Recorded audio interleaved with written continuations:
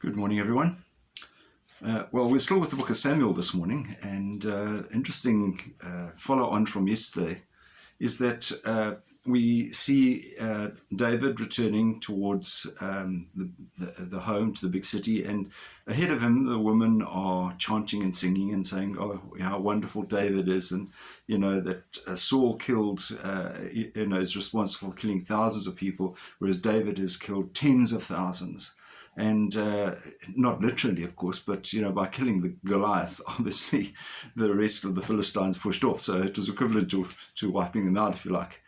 But Saul didn't take too kindly to that David, in fact, had done better than he had.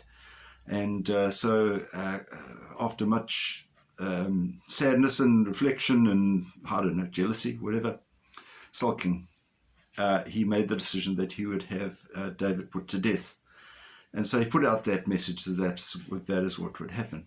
Fortunately, Saul's son, who was a good friend of David, intervened and persuaded him that's what David was doing was actually bringing glory to Saul himself. So he was persuaded not to do so. But it's interesting how you find jealousy even in today's society. People who are in jobs and various other situations get threatened perhaps when people are better than they are. And they see that if somebody's better than that, it's actually putting them down, which is not necessarily the case.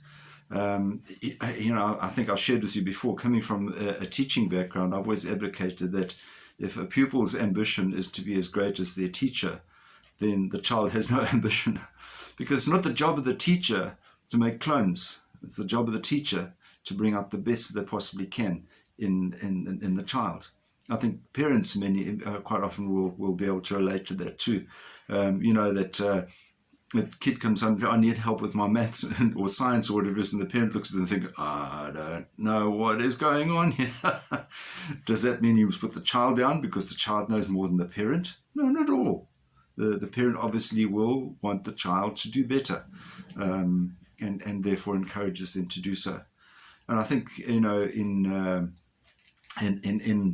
terms of what talents each of us have been given in life, that talent is not just for us to be used, for us to use ourselves.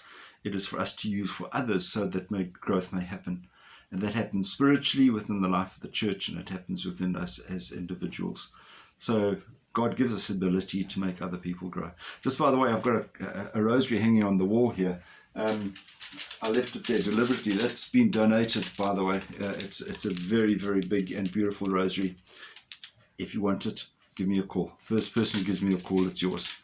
It's very beautiful. It's wooden, carved, and you're very welcome to it. So give me a call. Have a wonderful and a beautiful day, and we'll see you again. God bless. Bye-bye.